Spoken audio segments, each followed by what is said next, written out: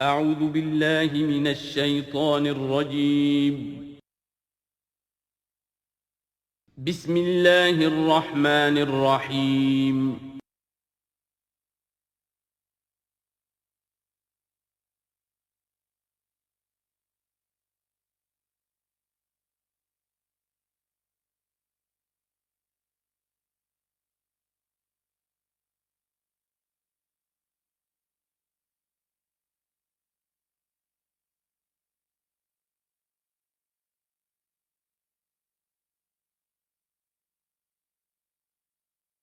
نحمده ونصلي على رسوله الكريم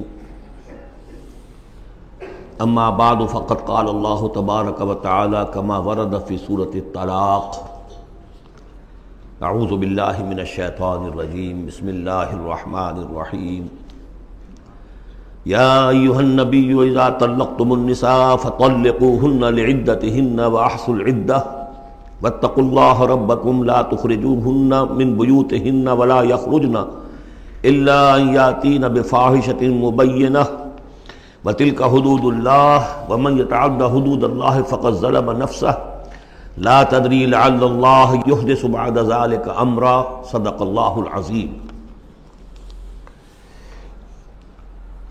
میں نے کسی موقع پر یہ عرض کیا تھا کہ قرآن مجید میں یہ مکی اور مدنی صورتوں کا جو مزاج ہے، اس میں جو ایک فرق ہے، اس کی تاثیرات میں جو فرق ہے، واقعہ یہ ہے کہ وہ اس دورہ قرآن ہی میں سمجھ میں آتی ہے، ورنہ آدمی جب پڑھتا ہے تھوڑا تھوڑا کرتا ہوا پڑھتا ہے تو وہ ساری چیزیں اس تیزی کے ساتھ، اس سیکوینس کے ساتھ سامنے نہیں آتی۔ بہرحال مکی قرآن کی اپنی ایک شان ہے، مدنی صورتوں کا اپنا ایک رنگ ہے۔ اس کو میں نے تعبیر کیا تھا کہ دو جنتیں ہیں قرآن میں، جنتان، ایک مکی جنت ہے، ایک مدنی جنت ہے، تو ہم مدنی جنت کی سیر کر رہے ہیں۔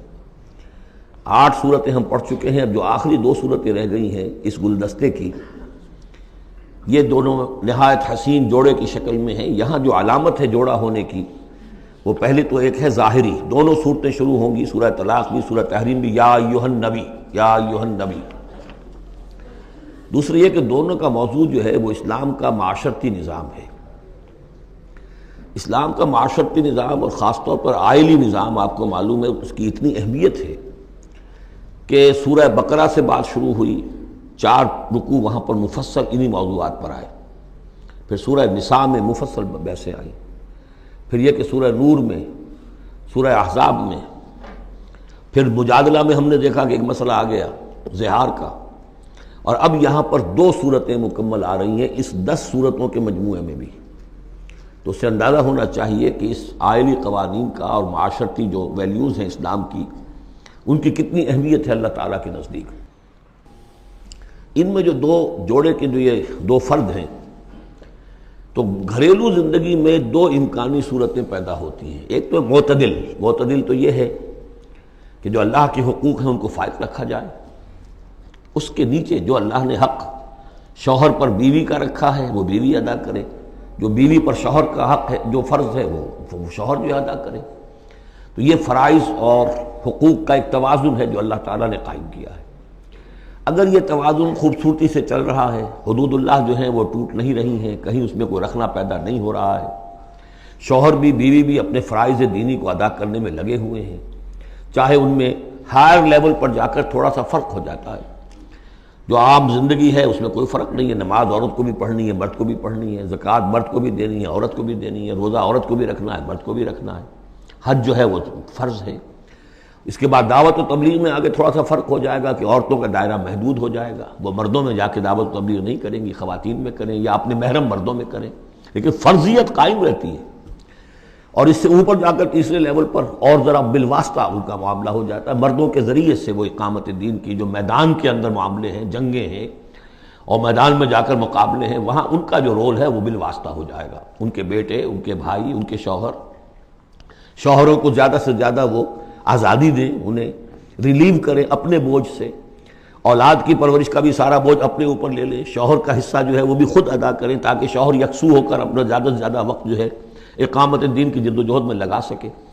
تو یہ تو ہے نارمل جو چاہیے۔ اب ایب نارملٹی یا ادھر ہوگی یا ادھر ہوگی۔ ایک طرف کو ہوئی، فرض کیجئے لیفٹ کی طرف ہو گئی، اس کی معنی کیا ہے کہ مزاج نہیں مل رہا، ہر وقت کی چک چک ہے، خام خواہ جو ہے گھر جو ہے اس کے اندر اختلاف ہی اختلاف ہے، ہر وقت کی لڑائی چل رہی ہے، تو اس میں اس سے بہتر ہے طلاق ہو جائے۔ وہ ہے طلاق، سورہ طلاق، کہ خام خواہ اس قسم کے مسئلوں میں، لیکن یہ کہ طلاق جو آخری شکل ہے اس کے کچھ حدود ہیں، قیود ہیں، ضوابط ہیں، قواعد ہیں، قوانین ہیں، ان کی پوری پابندی ہو۔ جیسا کہ سورہ نساء میں ہم دیکھ چکے ہیں کہ اگر وہ علیحدہ ہو جائیں تو اللہ دونوں کو غنی کر دے گا، اس کو بھی اور اس کو بھی، اس کے لیے بھی کوئی بہتر، شوہر کے لیے بہتر کوئی بیوی عطا کر دے گا اور اس بیوی کو کوئی شوہر بہتر عطا کر دے گا۔ ایک دوسری انتہا یہ ہوتی ہے کہ شوہر اپنی بیویوں کی اتنی دلجوئی کرے، اتنی ان کی جو ہے پیمپرنگ جس کو کہتے ہیں کرے، کہ اس میں حدود اللہ بھی ختم ہو جائیں، شریعت کے تقاضے بھی ختم ہو جائیں، شریعت کے احکام بھی کہیں جو ہیں پامال ہو جائیں۔ سب سے بڑھ کر یہ کہ جو اپنے فرائض ہیں، دعوت و اقامت دین کی جد و جہد کو ان کو وہ ادا نہ کر سکے، تو اہل و عیال کا اتنا لحاظ، یہ غلط ہے۔ تو دو انتہاؤں کو یہاں پر لیا گیا ہے۔ پہلی انتہا میں بھی بات کی گئی ہے حضور سے، دوسری میں بھی، اگرچہ پہلے کا سوال حضور کے لیے ہے ہی نہیں، حضور نے نہ کوئی طلاق دی، نہ آپ کو طلاق دینے کی اجازت تھی، اس لیے کہ آپ کی ازواج مطہرات جو ہیں وہ تو امت کے لیے ماؤں کی حیثیت سے ہیں، اور سورہ احزاب میں ہم پڑھ چکے ہیں کہ وہ کسی اور سے بعد میں نکاح نہیں کر سکتی تھی، تو طلاق دینے کا سوال نہیں، اسی لیے آپ کو 4 کی جو وہ حد ہے، لمٹ ہے، اس سے بھی آگے بڑھ کر مزید نکاح کرنے کی اجازت دی گئی تھی۔ بہرحال یہ رب دیکھ لیجئے گا۔ اب آ کے ہم چلتے ہیں، وقت کی کمی کے پیش نظر زیادہ تمہید میں وقت نہیں لینا چاہتا۔ ان صورتوں پر میرے بڑے مفصل دروس موجود ہیں، وہ آپ دیکھ سکتے ہیں۔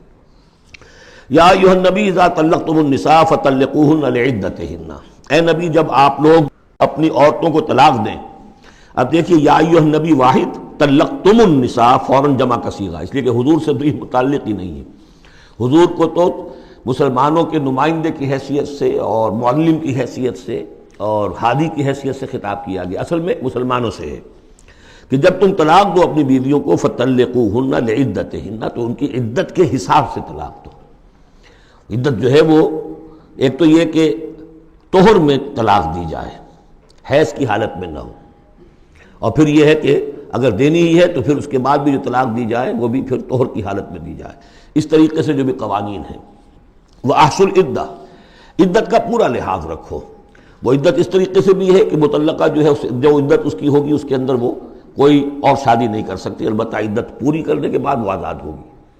عدت اس اعتبار سے بھی ہے کہ اگر طلاق رجعی ہے تو وہ اسی عدت کے اندر شوہر واپس طلاق وہ واپس اپنی بیوی کو لوٹا سکتا ہے، اور اگر وہ 1 یا 2 طلاقیں تھیں، طلاق بائن ہو گئی ہے، ان کے درمیان سیپریشن ہو چکی ہے، تب بھی وہ بغیر کسی اور حلالے وغیرہ جس کو ہمارے ہاں کہتے ہیں کہ عورت کے لیے ضروری نہیں ہے کہ وہ کسی اور سے نکاح کرے پھر وہ طلاق دے تو سابق شوہر سے اس کا نکاح ہو، بلکہ یہ کہ وہ دوبارہ نکاح کر سکتے ہیں اگر صرف 2 طلاقوں کے بعد عدت ختم ہوئی تھی۔ تو یہ تمام قواعد و ضوابط ہیں۔ واتقوا اللہ ربکم، اور اللہ کا تقوی اختیار کرو جو تمہارا رب ہے۔ لا تخرجوہن من بیوتہن، انہیں مت نکال باہر کرو ان کے گھروں سے کہ بس غصے میں آئے ہوئے ابھی طلاق بھی نکل جاؤ میرے گھر سے، یہ نہیں، یہ قطعاً غلط بات ہے۔ اس کی عدت ہے اور اس عدت کے اندر وہ تمہارے ہاں رہ سکتی ہے، تمہیں رکھنا ہے اسے اپنے ہاں۔ ولا یخرجن، وہ خود بھی نہ نکلے، الا ان یاتین بفاحشۃ مبینہ، البتہ اگر کوئی کھلی بے حیائی کی بات ہوئی ہے، کوئی بدکاری کی ہے عورت نے، وہ معاملہ اور ہو سکتا ہے کہ اس میں کوئی سختی کی جائے، عام حالات میں نہیں۔ وتلک حدود اللہ، یہ اللہ کے حدود ہیں۔ ومن یتعد حدود اللہ، اور جو اللہ کے حدود سے تجاوز کرے گا، فقط ظلم نفسہ، تو اس نے تو اپنے اوپر بڑا ظلم کیا۔ لا تدری لعل اللہ یحدث بعد ذلک امرا، تمہیں نہیں معلوم کہ شاید اس کے بعد اللہ تعالیٰ کوئی نئی صورت پیدا کر دے۔ غصے میں آ کے ایک طلاق دی، بیوی ابھی عدت کے اندر گھر ہی میں ہے، ہو سکتا ہے کہ وہ غصہ ختم ہو جائے، اسی میں ایک ہی طلاق دی تھی رجوع کر لیا جائے، اللہ تعالیٰ کیا پتہ ہے، اور کوئی حالات ایسے پیدا ہو جائیں، نئی صورت پیدا ہو جائے کہ اس سے آگے بات بگڑے ہی نہ۔ فَإِذَا بَلَغْنَ أَجَلَهُنَّ، البتہ جب عدت پوری ہو گئی، ان کے جو میعاد ہے، فام سے اب تمہیں فیصلہ کرنا ہوگا، فَأَمْسِكُوهُنَّ بِمَعْرُوفٍ أَوْ فَارِقُوهُنَّ بِمَعْرُوفٍ، یا تو اب طے کر لو کہ اگر رجوع کرنا ہے تو بس اپنے گھر میں روکو، لیکن بھلے طریقے سے، یہ نہیں کہ انہیں ستانے کے لیے کہ جو روک لیا جائے، اور فارقوہن، یا پھر ان کو چھوڑ دو، ان سے علیحدگی اختیار کر دو، وہ بھی بالمعروف، بمعروف دستور کے مطابق بھلے طریقے سے۔ وَأَشْهِدُوا ذَوَيْ عَدْلٍ مِّنْكُمْ، اور اس رجعت اگر تم رجوع کر رہے ہو تو 2 اپنے گواہوں، 2 اپنوں میں سے جو معتبر لوگ ہوں، جن پر اعتماد کیا جا سکتا ہے، انہیں گواہ بنا لو کہ میں نے طلاق دی تھی، اب میں اس کو رجوع کر رہا ہوں، تو یہ دو گواہ اس کے ہیں۔ وَأَقِیمُوا الشَّهَادَةَ لِلَّهِ، اور یہ گواہی قائم کرو اللہ کے لیے۔ ذَلِكُمْ يُوعَظُ بِهِ، یہ ہے جو جس کی نصیحت کی جا رہی ہے، من کان یؤمن باللہ والیوم الآخر، اس شخص کو کہ جو ایمان رکھتا ہو اللہ پر اور یوم آخر پر۔ جیسے ہم نے دو جگہ دیکھا کہ حضور کا اسوہ حسنہ ہے، لیکن کس کے لیے؟ اپنی جگہ تو وہ اسوہ حسنہ کاملہ ہے، لیکن اس سے استفادہ کون کرے گا؟ من کان یرجو اللہ والیوم الآخر وذکر اللہ کثیرا۔ حضرت ابراہیم اور ان کے ساتھیوں کی زندگی میں بھی اسوہ ہے، کس کے لیے؟ من کان یرجو اللہ والیوم الآخر۔ اسی طرح یہاں فرمایا ذالک یوعظ بہ، یہ وعد اور نصیحت تو کی جا رہی ہے، لیکن کس کے لیے؟ من کان یؤمن باللہ والیوم الآخر، جو ایمان رکھتا ہو اللہ پر اور یوم آخر پر۔ اب اس کے بعد اس سورہ مبارکہ میں یہ بڑا عجیب مقام ہے اس اعتبار سے قرآن کا۔ عجیب کے معنی کیا ہے؟ دل لبھانے والا، حسین۔ یہاں اللہ کے تقوی کا جو مقام اور مرتبہ واضح کیا جا رہا ہے اللہ کی نگاہ میں، اگر واقعتاً حقیقی تقوی ہے، صحیح تقوی ہے، قلب کا تقوی ہے، جیسے کہ حضور فرماتے تھے اپنے دست مبارک سے 3 مرتبہ آپ نے اشارہ کیا اپنے سیرہ مبارک کی طرف، التقوی ہا ہونا، التقوی ہا ہونا، التقوی ہا، تقوی یہاں ہوتا ہے۔ دل میں تقوی ہے تو تقوی ہے، باقی لباس اور وضاقتہ یہ ساری متقیوں کسی بنا لی اور اندر کا معاملہ نہیں ہے تو یہ بہروپ ہے، یہ تقوی نہیں ہے۔ لیکن حقیقی تقوی ہو تو پھر اس کا کیا مقام ہے؟ اب دیکھیے پہلی بات آ رہی ہے، وَمَن يَتَّقِ اللَّهَ يَجْعَل لَّهُ مَخْرَجًا، جو شخص اللہ کا تقوی اختیار کرے گا اللہ اس کے لیے راستہ پیدا کر دے گا، جہاں بالکل نظر نہیں آئے گا کہ کوئی راستہ، اللہ راستہ پیدا کر دے گا۔ بالکل نظر نہیں آ رہا تھا موسیٰ کے ساتھیوں کو کہ اب کیسے بچیں گے، پیچھے لشکر آگے، آگے سمندر ہے، اللہ نے راستہ پیدا کیا۔ خود حضرت ابو بکر کا جو حال ہو گیا تھا کہ حضور اگر انہوں نے ذرا بھی دیکھ لیا، نیچے اپنے قدموں کی طرف بھی نگاہ ڈالی تو ہم نظر آ جائیں گے، آپ نے فرمایا لا تحزن ان اللہ معنا، راستہ نکالتا اللہ۔ پھر حضور گئے طائف، لیکن وہاں سے خالی ہاتھ آئے، مدینے میں اللہ نے خود ہی کھڑکی کھول دی، 6 آدمی ایمان لے آئے، آپ گئے ہی نہیں اور وہاں انقلاب بھی آ گیا۔ عظیم، اس اعتبار سے اللہ مخرج پیدا کرتا ہے۔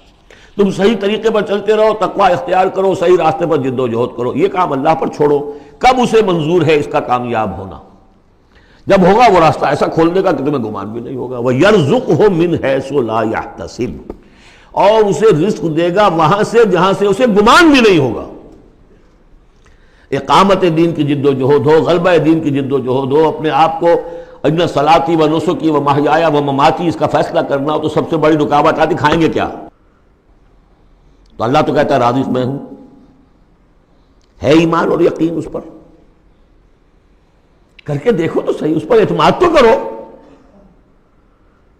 لیکن یہ کہ اس پر اعتماد کرنا، توکل، بڑی مشکل بات ہے۔ وہ تو جتنا ایمان ہوگا اتنا ہی اعتماد ہوگا، اور گہرا ایمان ہوگا گہرا اعتماد ہوگا۔ وَمَن يَتَّقِ اللَّهَ يَجْعَل لَّهُ مَخْرَجًا وَيَرْزُقْهُ مِنْ حَيْثُ لَا يَحْتَسِبُ وَمَن يَتَوَکَّلْ عَلَى اللَّهِ فَهُوَ حَسْبُهُ۔ یہ تو ابھی تقوی والے کی بات ہے کہ وہ وہاں سے رزق دے گا جہاں سے اسے ملے گا بھی نہیں، اور جس نے اللہ پر توکل کر لیا تو وہ اس کے لیے بہت کافی ہو جائے گا۔ توکل کر کے تو دیکھو، حسبہ، وہ اس کے لیے کافی ہے۔ یہاں تک فرمایا ہے حدیث میں، من کان فی حاجت اخیہ کان اللہ فی حاجتہ، اگر کوئی مسلمان اپنے کسی بھائی کی ضرورت پوری کرنے میں لگ رہا ہے، اپنا وقت صرف کر رہا ہے، اللہ اس کی ضرورت پوری کرنی شروع کر دیتا ہے۔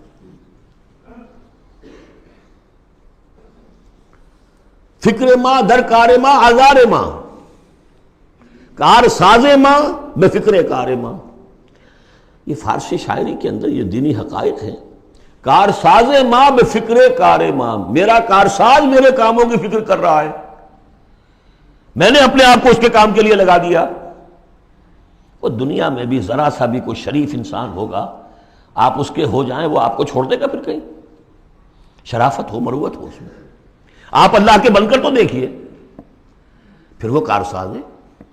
کارساز ماں بے فکر کار ماں، فکر ماں در کار ماں آزار ماں، جب میں اپنے معاملات کی فکر خود کرتا ہوں، کوئی نہ کوئی ٹھوکر کھاتا ہوں، کوئی نہ کوئی غلطی کرتا ہوں، آزار اپنے سر کے اوپر پیدا کر لیتا ہوں۔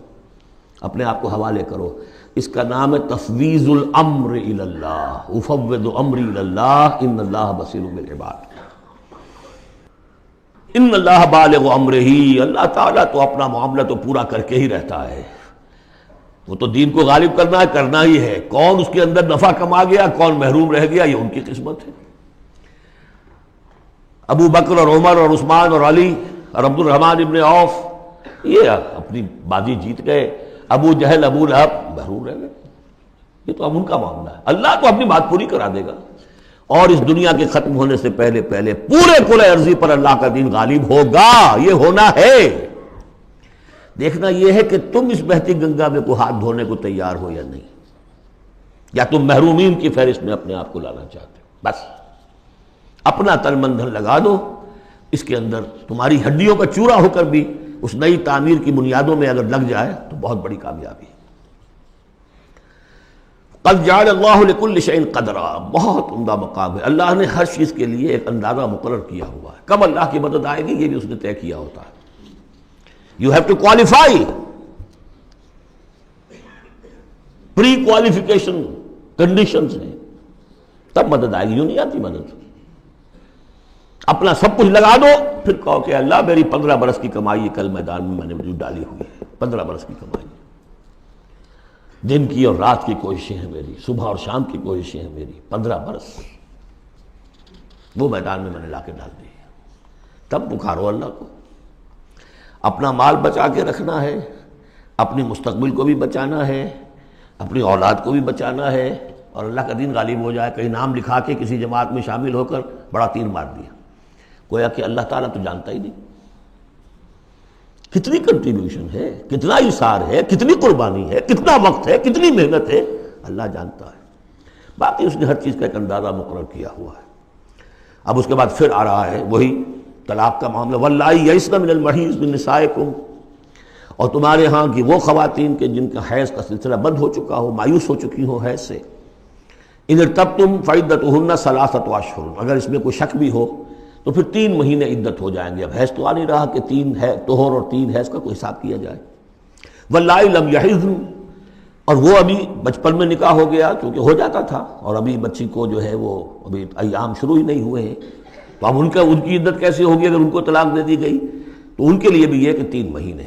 وَأُولَاتُ الْأَحْمَالِ أَجَلُهُنَّ أَن يَضَعْنَ حَمْلَهُنَّ، اور جو حاملہ ہوں ان کی پھر عدت یہ ہے کہ وہ وضع حمل ہو جائے، بچے کی پیدائش ہو جائے، اس کے بعد وہ ان کی جو ہے عدت ختم ہوگی.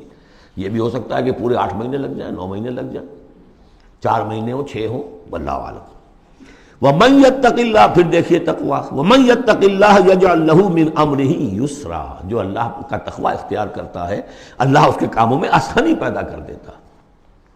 فَسَنُيَسِّرُهُ لِلْيُسْرَىٰ، ذالک امر اللہ انزلہ الیکم، یہ اللہ کا حکم ہے جو اس نے نازل کر دیا ہے تمہاری طرف. اللہ یہ ذمہ داری لے رہا ہے اپنے اوپر. ومن یتق اللہ یکفر عنہ سیئاتہ، اور جو اللہ کا تقوی اختیار کرے گا اللہ تعالیٰ اس کی برائیوں کو، اب یہ آخرت کا معاملہ ہو رہا ہے، اس کی برائیوں کو، اس کے گناہوں کو اس کے نامہ اعمال سے دھو دے گا. ویعظم لہ اجرا، اور اس کے لیے بہت بڑا اجر اور ثواب ہے جو عطا کرے گا. اسکنوہن من حیث سکنتم من وجدکم، اب کسی عورت کو طلاق دی ہے، ایک طلاق دی ہے، عدت میں رکھنا ہے گھر میں، وہ پہلے آ چکا ہے، لیکن گھر میں ایسا نہ ہو کہ کہیں کسی ملازمہ کی کوٹڑی میں ڈال دو اس کو. اسکنوہن من حیث سکنتم، وہیں رکھو جہاں تم رہتے ہو. من وجدکم، جو بھی تمہاری جو مقدور ہے اس کے مطابق، اسی سٹیٹس کے ساتھ. ولا تضاروہن لتضیقوا علیہن، اور انہیں کوئی تکلیف نہ پہنچاؤ کہ ان پر تنگی کر دو کہ وہ خود ہی جلدی سے روانہ ہو جائیں، گھر چھوڑ کے نکلنے پہ مجبور ہو جائیں.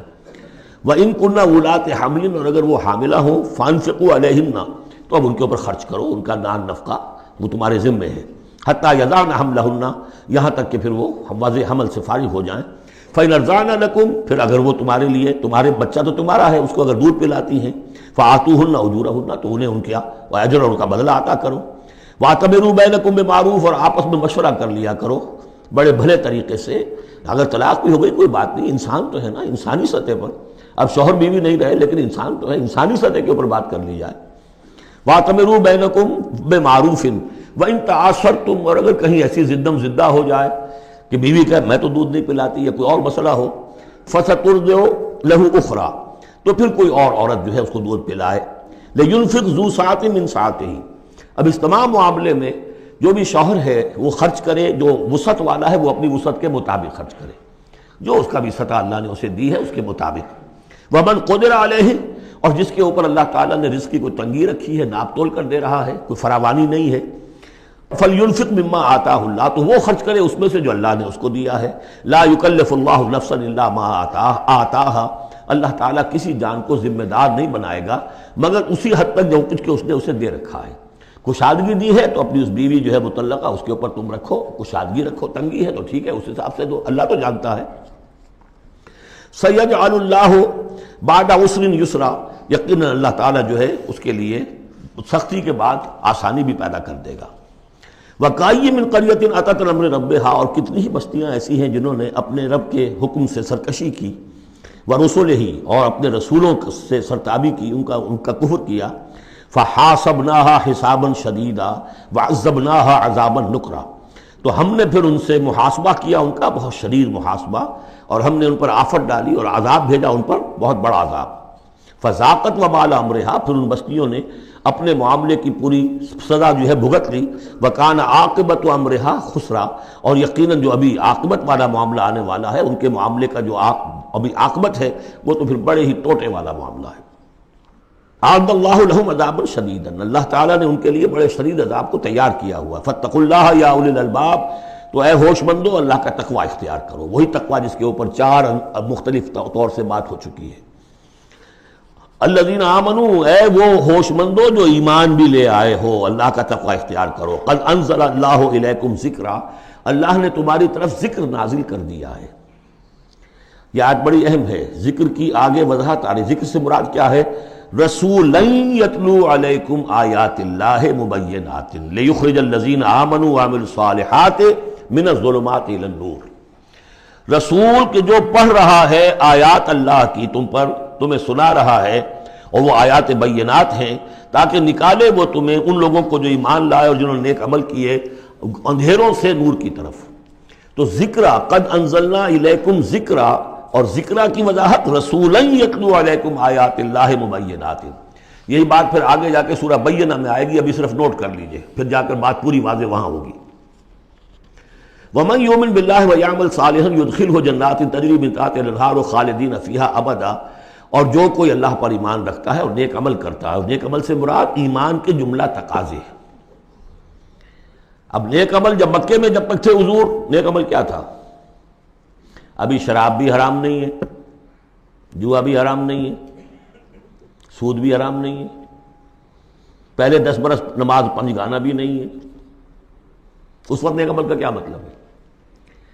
اللہ پر ایمان اور اس کی دعوت، اور تکلیف آئے تو استقامت اور جھیلنا۔ نماز آئی تھی، رات کو کھڑے رہا کرو اللہ کے سامنے، اس وقت کا نیک عمل یہ تھا۔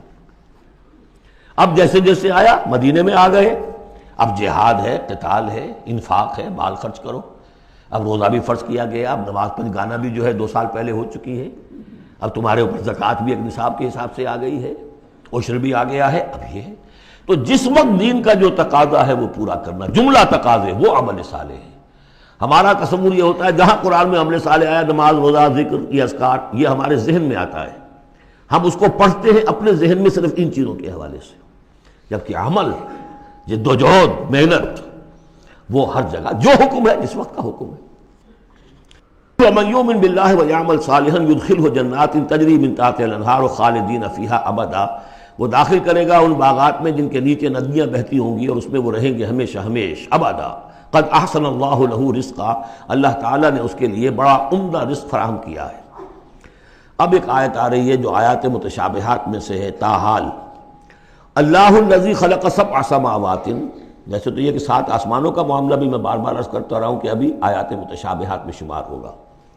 وَمِنَ الْأَرْضِ مِثْلَهُنَّ، اللہ تعالیٰ نے 7 آسمان بنائے ہیں اور زمین میں سے بھی اتنی ہی، ویسی ہی، گویا کہ زمینیں بھی کوئی 7 زمینیں ہیں۔ اب اس پر یہ ہے کہ مختلف مفسرین نے اپنے اپنے اندازے، زمین کے 7 طبقات ہیں یا کچھ اور، لیکن بہرحال ابھی ہم نہیں سمجھ سکیں گے، کوئی 7 زمینیں بھی ہیں، کسی وقت آ کر یہ حقیقت منکشف ہو جائے گی۔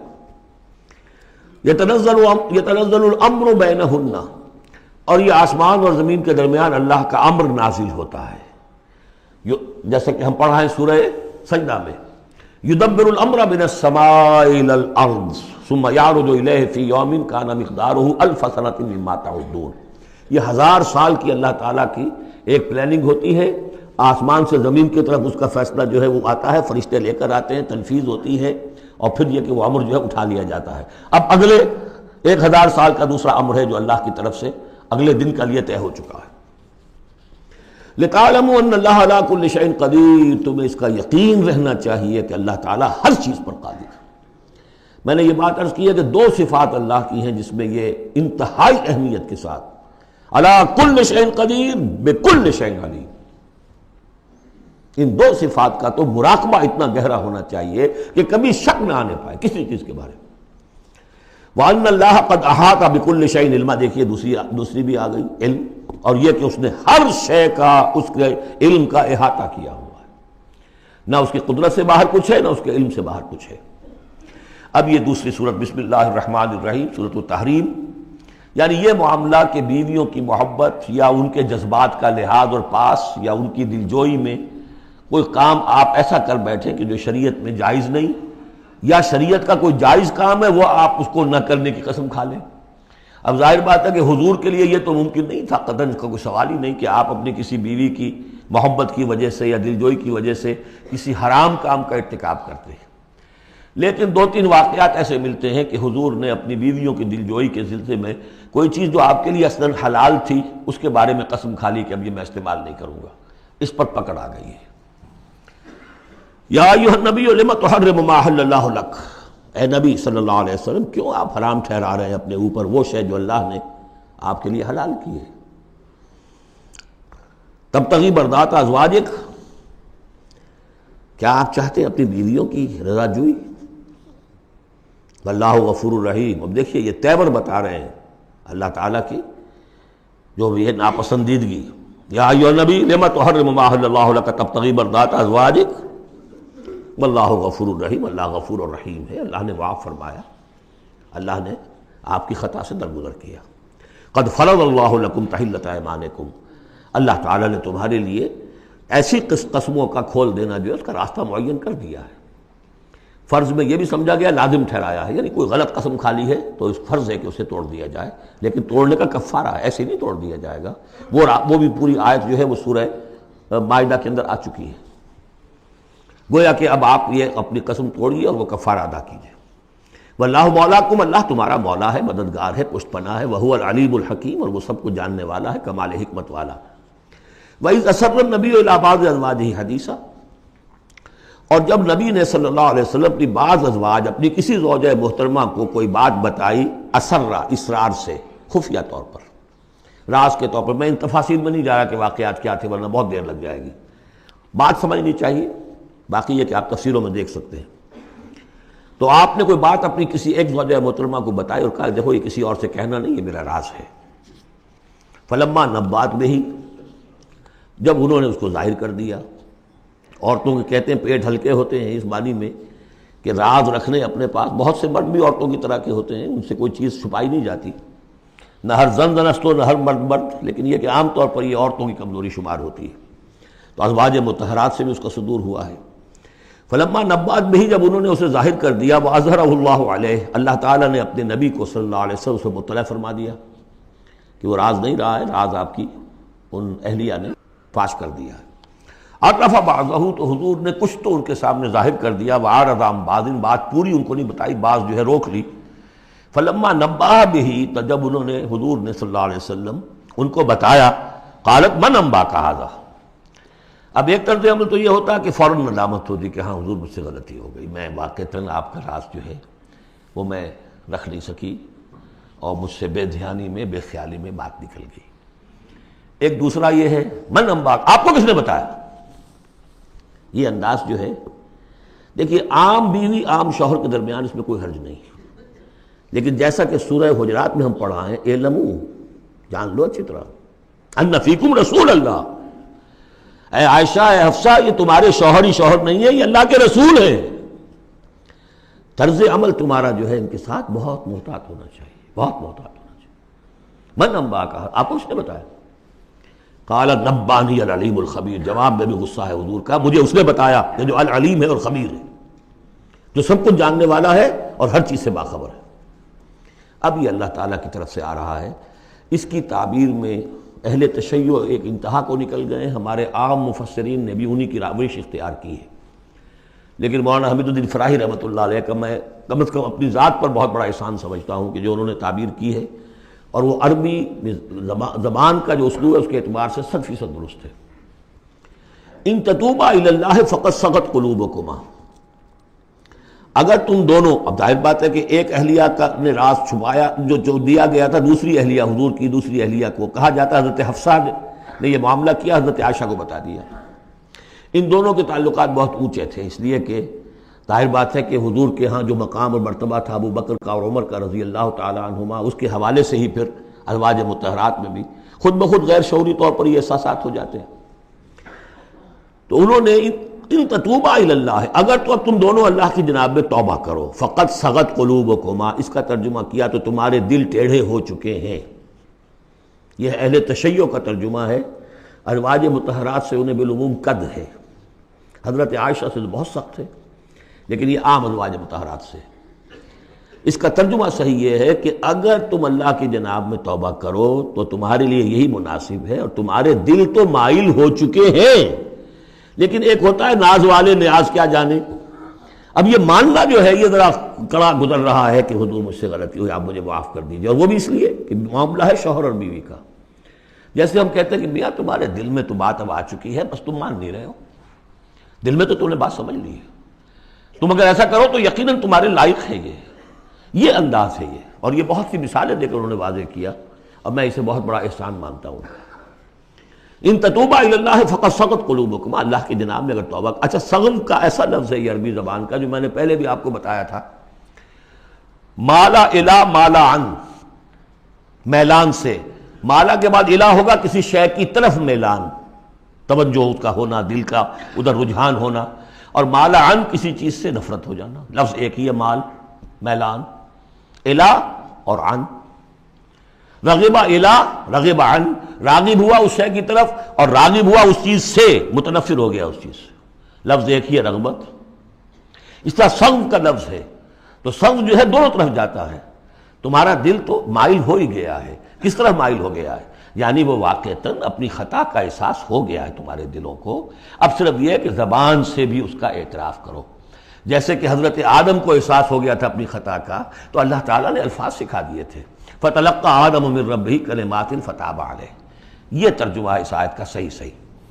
ان تتوبا الی اللہ فقد صغت قلوبکما وان تظاہرا علیہ، اور اگر اب جیسے کہ قاعدہ ہے عام طور پر حضور کی بھی کوئی ہلکا سا سہو اگر ہو جاتا تھا تو کس قدر انداز جو ہے سخت ہو جائے قرآن مجید کے اندر، اس لیے کہ بڑے لوگوں کے معاملے بڑے ہیں، الرب رب من تنزل والعبد عبد من ترقى، اسی طرح جو بھی اونچے لوگ ہیں ازواج مطہرات ہیں تو ان کا بھی جو بھی اظہار ناپسندیدگی ہو رہا ہے اللہ کی طرف سے، اس میں الفاظ بڑے سخت ہیں۔ اگر تم دونوں نے کوئی گٹھ جوڑ کر لیا، ان تظاہرا علیہ، محمد کے خلاف صلی اللہ علیہ وسلم، کوئی متحدہ بھاگ بنا لیا، تو سن لو فإن اللہ هو مولاه وجبریل وصالح المؤمنین والملائکۃ بعد ذلک ظہیر، کہ اللہ ان کا ولی ہے، دوست ہے، پشت بنا ہے، مددگار ہے، پھر جبرائیل ہے، پھر تمام صالح اہل ایمان ہے، پھر یہ کہ تمام فرشتے بھی اس کے بعد ان کے پشت بنا ہے۔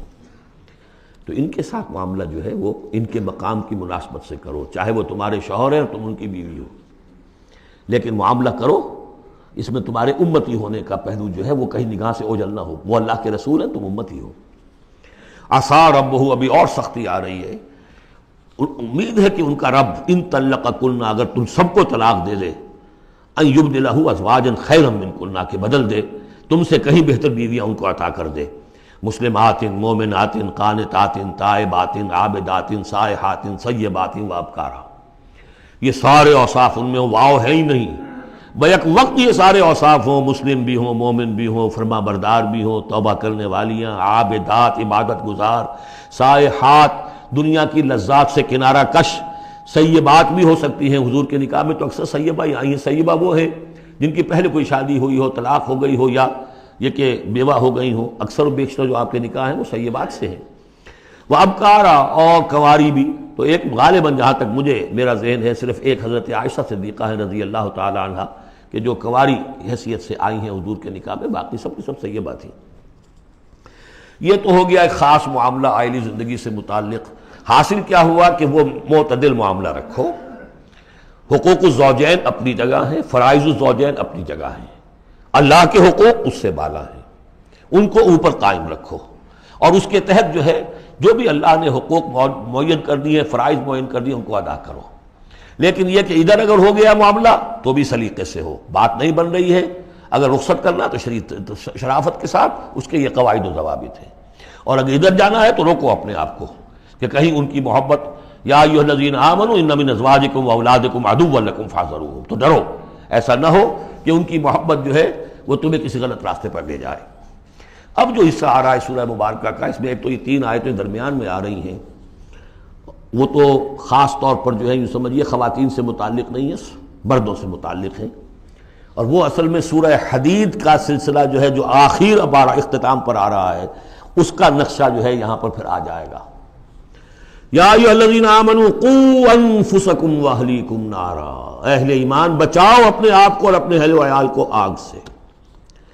یعنی دیکھیے ایک نیگیٹو اسپیکٹ تو یہ آیا تھا، یا ایھا الذین آمنوا ان من ازواجکم واولادکم عدوا لکم فاحذروہم، یہ تو نیگیٹو ہے، اپنے آپ کو محفوظ رکھو، ان کی محبت، ان کی دلجوئی تمہیں غلط راستے پر نہ ڈال دے۔ اب یہاں جو پازیٹو ہے، تم جن کے بھی شوہر ہو اور تم جن کے بھی باپ ہو، ان کی زندگی کو دین کے رخ پر ڈالنا تمہاری ذمہ داری ہے، اپنی سی کوشش کرنا۔ حضرت نوح کا ایک بیٹا بھی ان کے نگاہوں کے سامنے غرق ہو گیا، کوئی بات نہیں، لیکن تم کیا کر رہے ہو؟ تم اپنے اہل و عیال کے حق میں سمجھا تم نے یہ ہے کہ صرف نان نقصے کی ذمہ داری ہے، کھانا پلانا ہماری ذمہ داری ہے، بس، یہ بہت غلط ہے۔ بندہ مومن ہونے کے ناطے پہلا فرض یہ ہے کہ اپنے آل، اپنے اولاد، اپنے اہل و عیال کو آگ سے بچانے کی فکر،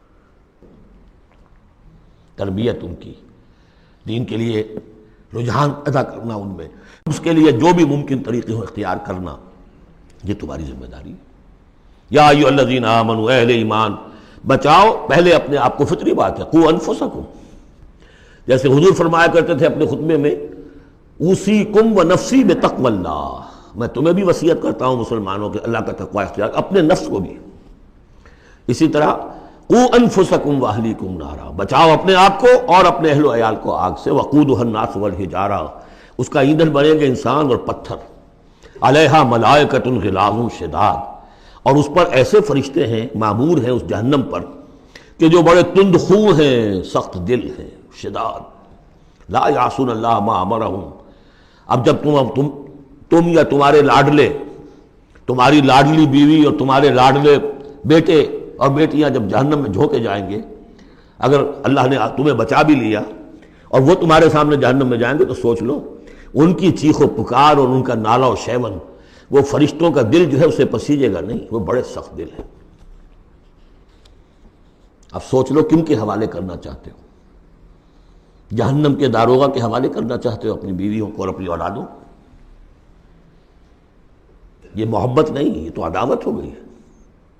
تم سمجھ رہے ہو کہ محبت کا مزہ ہے، یہ اعلیٰ تعلیم دلوا رہے ہیں۔ کون سی تعلیم دلوا رہے ہو؟ جو انہیں دین کی طرف راغب کرنے والی ہے یا باغی کرنے والی ہے؟ یہ تمہاری رحمت ہے، محبت ہے یا عداوت ہے، دشمنی ہے؟ علیہا ملائکۃ غلاظ شداد، ان کا دل پسیجے گا نہیں، پتھر کی طرح سخت دل ہوگے ان کے، غلاظ شداد، چیخے جاؤ، چلائے جاؤ، نالہ و شیون، لا یعصون اللہ ما امرہم، جو اللہ کا حکم ہوگا وہ اس کی نافرمانی نہیں کریں گے، جس کو جو عذاب دینا ہے وہ دیں گے، وَيَفْعَلُونَ مَا يُؤْمَرُونَ، اور کریں گے وہی کچھ جس کا انہیں حکم دیا جائے گا۔ یا ایھا الذین کفروا لا تعتذروا اليوم، اور کہا جائے گا اے کافرو اب آج تم کوئی بہانہ نہ بناؤ، انما تجزون ما کنتم تعملون، تمہیں وہی کچھ بدلے میں دیا جا رہا ہے جو تم عمل کر کے لائے۔ اس کے بعد ایک عظیم آیت آ رہی ہے اس سورہ مبارکہ، بلکہ اس پورے گروپ کے حوالے سے، جو میں نے عرض کیا تھا پل صراط کا ایک نقشہ آیا ہے وہاں، اس کی ایک جھلک یہاں بھی دکھائی گئی ہے، جو سورہ حدید میں تھا وہ یہاں ہے، یہاں اختصار کے ساتھ۔ یا ایھا الذین آمنوا توبوا الی اللہ توبۃ نصوحا، اہل ایمان توبہ کرو اللہ کی جناب میں بڑے خلوص کے ساتھ، اخلاص کے ساتھ۔ اس توبہ کو یہی نہ سمجھیے کہ خدا نخواستہ کوئی شراب پیتا ہے بس اسے توبہ کر لی، ٹھیک ہے یہ بھی توبہ ہے، کوئی رشوت لیتا ہے ادھر رشوت سے توبہ کر لی، یہ بھی توبہ۔ سب سے بڑی توبہ یہ تم جا کدھر رہے ہو، دنیا کی طرف یا آخرت کی طرف؟ کس کے نقش قدم کی پیروی کر رہے ہو، محمد کی صلی اللہ علیہ وسلم یا کسی اور کی؟ زندگی کا رخ کیا ہے؟ پلٹو، لوٹو اللہ کی طرف، آخرت کی طرف۔ جو آپ پڑھ چکے ہیں سورہ ذاریات، ففروا الی اللہ، دوڑو اللہ کی طرف، لپکو اللہ کی طرف۔ کدھر جا رہے ہو؟ فأین تذهبون، کدھر جا رہے ہو؟ تو یا ایھا الذین آمنوا توبوا الی اللہ توبۃ نصوحا۔ غفلت میں زندگی گزر گئی، اب بھی جب تک کہ موت کے آثار شروع نہیں ہوتے، چاہے کتنا بڑھاپا آ گیا، موقع ہے۔ فرائض دینی کو سمجھو کہ وہ کیا ہے، ان کو ادا کرنے کے لیے کمر کسو۔ فرائض دینی صرف نماز و روزہ ہی نہیں ہے، فرائض دینی باطل کے غلبے کے تحت اگر تم زندگی گزار رہے ہو تو اس کے خلاف بغاوت، اس کے لیے جد و جہد۔ یہ نہیں کہ بس کھڑے ہو نعرہ مارو اور کوئی آپ کے اوپر گولیاں چلیں، تیاری کرو اس کے لیے، جماعتی زندگی ہو، ان کی تربیت ہو۔ 12 برس تک مکے میں جو کرتے رہے محمد رسول اللہ صلی اللہ علیہ وسلم، اس کا کوئی عکس ہو۔ وہ کیفیت تو پیدا نہیں ہو سکتی، یہ رتبہ بلند ملا جس کو مل گیا، کوئی عکس اس کا 1000 میں ایک درجے میں کچھ تو ہو۔ یہ پیدا کرو، تیاری کرو، سمجھو منہج انقلاب نبوی کیا تھا۔ توبوا الی اللہ توبۃ نصوحا، خالص توبہ، پاک توبہ۔ یہ نہ ہو کہ دل میں کہیں چور رکھا ہوا ہے کہ پھر کرنا تو ہے وہی کام، توبہ کی تسبیح کر لو، وہ توبہ نہیں۔ اگر تم خالص توبہ کرو گے، عسیٰ ربکم ان یکفر عنکم سیئاتکم، امید ہے تمہارا رب تم سے تمہاری برائیوں کو دور کر دے گا، نامہ اعمال کے دھبے بھی دھو دے گا۔ التائب من الذنب کمن لا ذنب لہ، جو حقیقت میں توبہ کر لے گناہ سے، وہ ایسے جیسے اسے گناہ کبھی کیا ہی نہیں۔ اور یہ کہ آئندہ بھی تمہارے دامن کردار پر جو داغ ہیں وہ بھی دھو دے گا۔ وَيُدْخِلَكُمْ جَنَّاتٍ تَجْرِی مِن تَحْتِهَا الْأَنْہَارُ، داخل کرے گا تمہیں ان باغات میں جن کے دامن میں ندیاں بہتی ہوں گی۔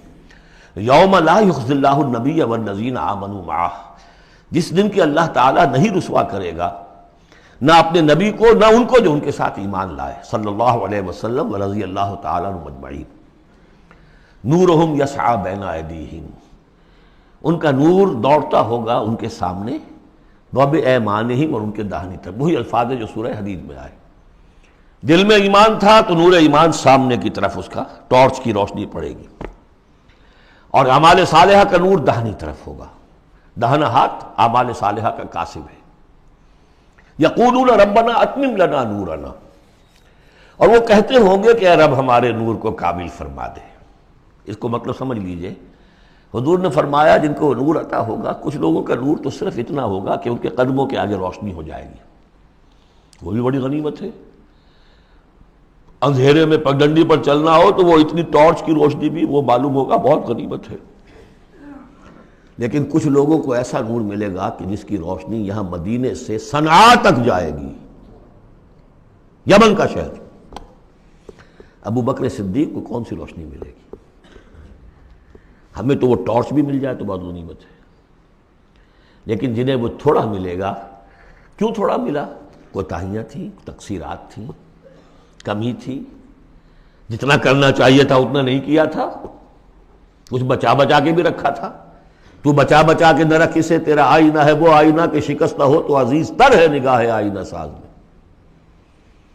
لہذا کم ہوگا، پھر وہ دعا کریں گے ربنا اتمم لنا نورنا، اپنے کرم سے، اپنے فضل سے، اپنی شان غفاری سے ہماری کوتاہیوں کو ڈھانپ لے اور ہمارے نور کو بھی کامل فرما دے۔ اتمم لنا نورنا واغفر لنا، ہمیں بخش دے، انک علی کل شیء قدیر، یقیناً اے اللہ تو ہر شے پر قادر ہے، تیرا ہاتھ کون روک سکتا ہے۔ یا ایھا النبی جاہد الکفار والمنافقین واغلظ علیہم ومأواہم جہنم وبئس المصیر۔ اے نبی صلی اللہ علیہ وسلم، جہاد کیجئے کافروں سے بھی اور منافقوں سے بھی۔ یہ آیت جوں کہ تو سورہ توبہ میں بھی آ چکی ہے۔ واغلظ علیہم، سختی کیجئے۔ آپ کی طبیعت میں نرمی ہے، اور اس نرمی کا ناجائز فائدہ اٹھاتے ہیں منافقین، کیونکہ قانونی ان کو پروٹیکشن حاصل ہے، مسلمان تو ہے وہ، تو آپ ان کے ساتھ بھی وہ معاملہ کرتے ہیں کہ جو اہل ایمان کے ساتھ کرتے ہیں۔ چنانچہ وہ کہتے ہیں ہوا اذن، یہ تو کان ہی کان ہے نرے، بس کان ہی کان ہے، سن لیتے ہیں، سمجھتے تو ہے ہی نہیں، دماغ میں بھیجا نہیں ہے ان کے، یہ بھی کہتے تھے حضور۔ لیکن آپ سختی کیجئے، یا ایھا النبی جاہد الکفار والمنافقین واغلظ علیہم، ومأواہم جہنم، ان کا ٹھکانہ جہنم ہے، وبئس المصیر، اور بہت ہی برا ٹھکانہ ہے۔ اب جو ان دو صورتوں میں خواتین کا معاملہ آیا، اس کے حوالے سے اب یہ مقام آ رہا ہے بہت اہم، اس بات کو واضح کرنے کے لیے کہ خواتین اس غلط فہمی میں مبتلا نہ ہوں کہ اللہ کے ہاں سوال جواب جو ہونا ہمارے شوہروں سے ہی ہونا ہے، ہم سے کیا ہے، ہم تو ان کے تابع ہیں۔ ہر عورت ایک مکمل انسان ہے، فل ہیومن بینگ، اور جہاں تک اس کی ایک آنر کا تعلق ہے، dignity and honour, human dignity, وہ بالکل مساوات طور پر شیئر کرتی ہے، اخلاقی طور پر مساوات ہے بالکل، اور ہر ذمہ دار ہے اپنے فرائض کی، عورت بھی جیسے کہ مرد ہے۔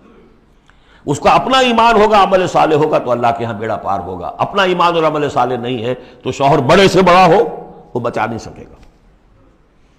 یہ حقیقت کو واضح کرنے کے لیے 3 خواتین بلکہ 4 خواتین کی مثال یہاں آئی ہے۔ ضرب اللہ مثلا للذین کفروا امرأۃ نوح وامرأۃ لوط، اللہ تعالیٰ نے مثال بیان کی ہے کافروں کے لیے نوح کی بیوی اور لوط کی بیوی کی۔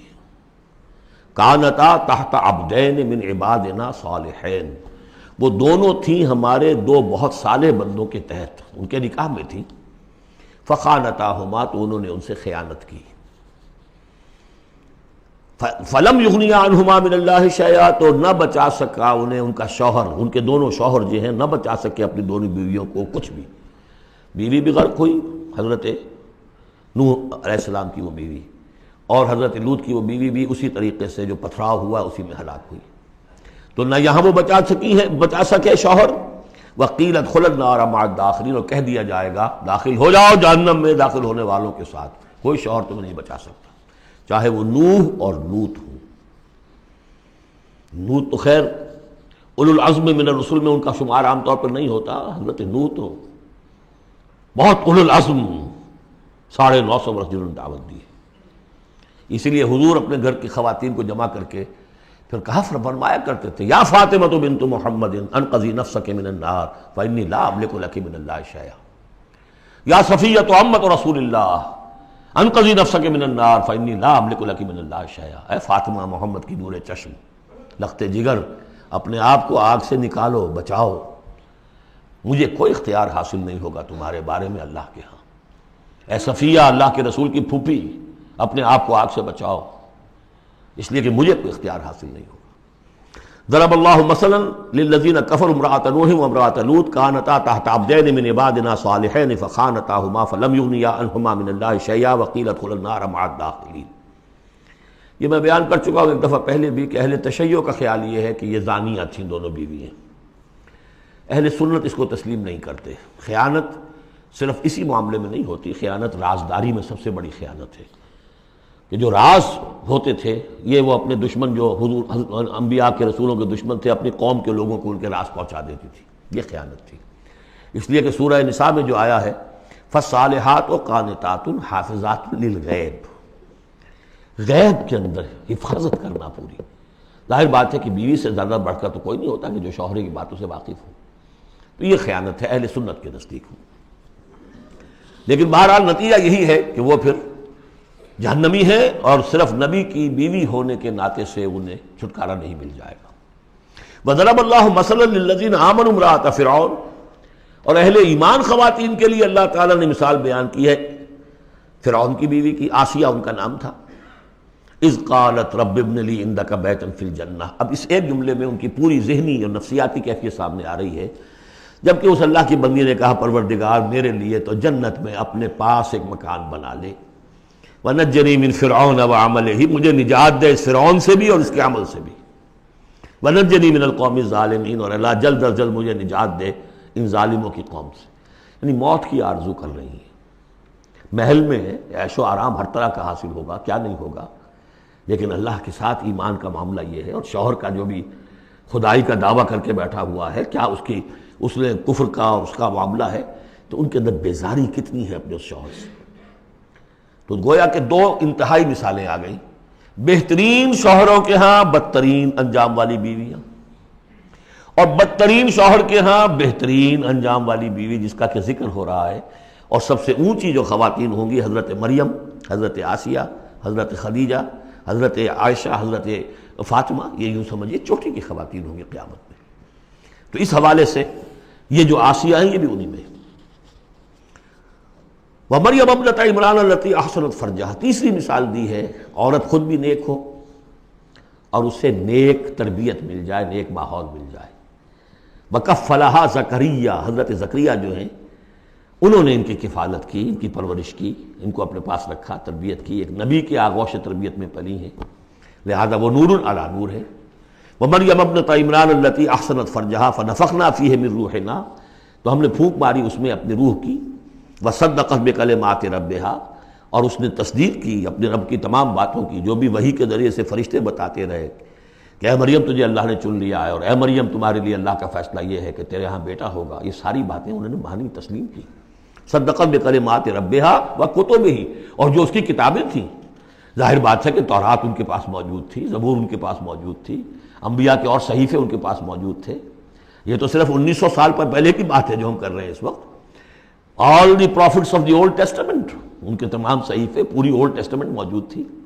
وکتبہ، اور اس کی تمام کتابوں کی انہوں نے تصدیق کی۔ وکانت من القانتین، اور وہ تو بہت ہی فرما بردار بندیوں میں سے تھیں۔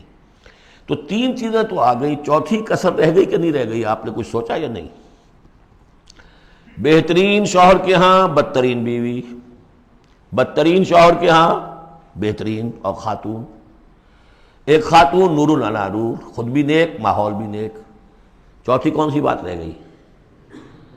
خود بھی بدتینت اور شوہر اس سے بڑھ کر، بلکہ یہ کہنا مشکل ہو جائے کہ شوہر زیادہ بدتینت ہے یا وہ خود زیادہ بدتینت ہے۔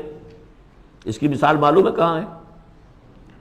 تبت یدا ابی لہب وتب ما اغنی عنہ مالہ وما کسب سیصلی نارا ذات لہب وامرأتہ حمالۃ الحطب فی جیدہا حبل من مسد۔ یہ پھر جب وہاں پہنچیں گے پڑھیں گے، شوہر بھی بدتینت، بیوی بھی بدتینت، ظلمات بعضها فوق بعض۔ اللہ کے فضل و کرم سے سورہ تحریم ختم ہوئی، اب ہم پھر آ رہے ہیں مکی جنت میں داخل ہو رہے ہیں۔ یہاں سے اب آخری گروپ شروع ہو رہا ہے، آخری منزل تو سورہ قاف سے شروع ہوئی تھی، چھٹا گروپ مکی اور مدنی صورتوں کا یہاں ختم ہو گیا۔ 7 صورتیں، حسین ترین صورتیں قرآن کی، وہ پہلی 7 صورتیں تھیں، سورہ قاف، سورہ ذاریات، سورہ طور، سورہ نجم، سورہ قمر، سورہ رحمان، عروس القرآن، پھر سورہ واقعہ، پھر یہ 10 صورتیں آ گئیں، سورہ حدید، سورہ مجادلہ، سورہ حشر، سورہ ممتحنہ، سورہ صف، سورہ جمعہ، سورہ منافقون، سورہ تغابن، سورہ طلاق، سورہ تحریم۔ اب پھر یہ مکی قرآن مجید، یہ آخری گروپ ہے۔ اس میں بھی پہلی 6 صورتیں جو ہیں وہ 3 کے سب گروپس کی شکل میں ہیں۔ سورہ ملک بڑی، جیسے سورہ قاف وہاں تھی اسی مقام پر یہاں سورہ ملک ہے، بہت جامع، اس کی تاثیر، اور یہ بہت حضور کو عزیز تھی۔ آپ کی کے معمولات میں سے تھا، رات کو سوتے ہوئے آپ سورہ ملک پڑھا کرتے تھے، اور اس کی آپ نے تلقین کی ہے۔ بسم اللہ الرحمن الرحیم، تبارک الذی بیدہ الملک وہو علی کل شیء قدیر، بڑی بابرکت ہے وہ ہستی جس کے ہاتھ میں ہے بادشاہی، راج اس کا ہے۔ یہ ہے دین کا سیاسی پہلو، پوری کائنات پر اس کا راج چل رہا ہے۔ دنیا میں بغاوت ہے، کیوں ہے؟ وہ اپنے ایمان کے دعوے داروں کا امتحان لینا چاہتا ہے بس، ورنہ سورج، چاند، گیلیکسیز، پوری کائنات اور خود ہمارے جسم کا ایک ذرہ اس کے قانون کا پابند ہے، تابع ہے۔ ہمارا جسم ہمارے اختیار میں کہاں ہے؟ میں تنگ آ جاتا ہوں، 2 دن ہوتے ہیں یہاں سے تو طبیعت خراب ہو جاتی ہے، جب تک کہ پھر وقت لگتا ہے، کینچی لے کر بیٹھتا ہوں۔ اگر میں چاہوں کہ یہاں بال نہ آئے، میرا جسم ہے، میرا تو اختیار نہیں، وہ تو آئیں گے۔ تو ہمارا جسم بھی جہاں تک اس کی فزیولوجی کا تعلق ہے، اس کی اناٹومی کا تعلق ہے، یہ سارا اللہ کے قانون کے تابع، میرے تابع تو نہیں۔ میں چاہوں میرا دل ذرا رک جائے، جب چاہوں میں اس کو سٹارٹ کر دوں تو یہ تو نہیں ہوگا، جب بند ہوگا بند ہو جائے گا، میرے اختیار میں نہیں ہے۔ لیکن یہ کہ جو ہماری اختیاری زندگی ہے اس میں ہم نے طے کر لیا ہے کہ اللہ کی نہیں مانیں گے، اپنی مانیں گے، اپنی مانیں گے، اپنی بیویوں کی مانیں گے، اور جو بھی نظام ہے اس کے ساتھ وفاداری کریں گے، چاکری کریں گے، ان کی ملازمت کریں گے، ان کے رتھوں کے اندر ہم بیل بن کر جتیں گے تاکہ ہمیں عیش ملے، دنیا کے اندر ہمارے لیے مقامات ہوں، ہماری عیش، بس اللہ خیر صلی اللہ۔ تو یہ ہے اصل میں امتحان۔ ورنہ بادشاہی یہاں اب بھی اسی کی ہے. یہ صرف ہلدی کی گانٹھ ہے جسے لے کر ہم پنساری بن کر بیٹھ گئے. میری مرضی، میرا خیال، میرا نظریہ یہ ہے، اور ہمارے نزدیک جو ہے طریقتکم المثلی، ہمارے جو کلچر ہے، مثالی نظام جو ہم نے بنایا ہے، ہمیں اس کی حفاظت کرنی ہے. تبارک الذی بیدہ الملک وہو علی کل شیء قدیر، وہ ہر چیز پر قادر ہے.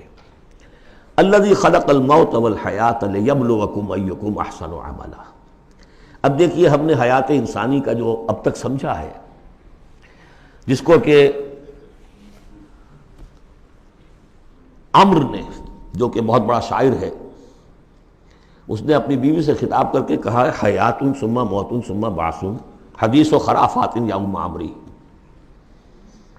یہ کیا ہے زندگی پھر موت پھر زندگی، یہ کیا سب حدیث و خرافات معاذ اللہ. ہم نے بھی دیکھا پہلے کنتم امواتا فاحیاکم ثم یمیتکم ثم یحییکم ثم الیہ ترجعون. یہ وقفے کیوں ڈالے گئے؟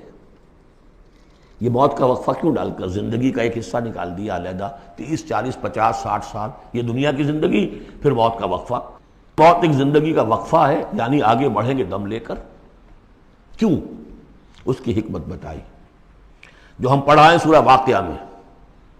قدرنا بینکم الموت، تمہاری ہی زندگی کا تسلسل ہے جس میں ہم نے ایک وقفہ موت کا ڈال دیا ہے. کیوں ڈالا ہے؟ خلق الموت والحیات لیبلوکم ایکم احسن عملا. یہ جو چنک علیحدہ کیا ہے یہ اس لیے کہ تمہاری آزمائش ہو، امتحان ہو، تمہیں جانچا جائے. وہ 3 گھنٹے کا امتحان ہوتا تھا جو دیتے تھے تم کبھی اسکولوں میں، اب یہ 30 برس کا سمجھ. اور واقعی 30 برس ہی ہوتے ہیں آدمی کے پاس. پہلی زندگی کے 20-25 برس ویسے گزر گئے، شعور ہی ابھی نہیں ہے. اور پھر ایک خاص عمر کے بعد جو ہے اعضاء ڈھیلے پڑ گئے، اور پھر یہ کہ کہ لا یعلم من بعد علم شیئا. 30 نہیں ہوں گے، 40 مل جائیں گے آدمی کو. کام تو یہی ہوتا اس کی زندگی کا. لیکن اس لیے ہے لیبلوکم ایکم احسن عملا، تاکہ تمہیں جانچے پرکھے دیکھے تم میں سے کون ہے اچھے عمل کرنے والا. اب دیکھیے علامہ اقبال کی جو نظم ہے زندگی کے موضوع پر، واقعہ یہ ہے کہ بہت چوٹی کی چیز ہے، بہت عمدہ چیز. تو اسے پیمانہ امروز فردا سے نہ ناپ، جاویداں پہم دواں ہر دم جواں ہے زندگی. قلزم ہستی سے تو ابھرا ہے مانند حباب. جیسے سمندر میں ایک بلبلا سا ہوتا ہے، کتنی زندگی ہوتی ہے بلبلے کی. قلزم ہستی سے تو ابھرا ہے مانند حباب، اس زیاں خانے میں تیرا امتحان ہے زندگی. خلق الموت والحیات لیبلوکم ایکم احسن عملا. ہے کبھی جاں اور کبھی تسلیم جاں ہے زندگی. کبھی زندگی جان سے مترادف ہے، عبارت ہے. کبھی جان دینا اصل زندگی ہے. وَلَا تَقُولُوا لِمَنْ يُقْتَلُ فِي سَبِيلِ اللَّهِ أَمْوَاتٌ بَلْ أَحْيَاءٌ وَلَٰكِن لَا تَشْعُرُونَ. ہے کبھی جان اور کبھی تسلیم جاں ہے زندگی. اصل زندگی جو ہے وہ جان دے دینے سے حاصل ہوتی. الذی خلق 7 سماوات طباقا، وہ اللہ جس نے بنائے 7 آسمان ایک دوسرے کے اوپر. آیات متشابہات میں سے ہے. ما تری فی خلق الرحمن من تفاوت، تم نہیں دیکھ پاؤ گے اللہ کی تخلیق میں کہیں کوئی فرق.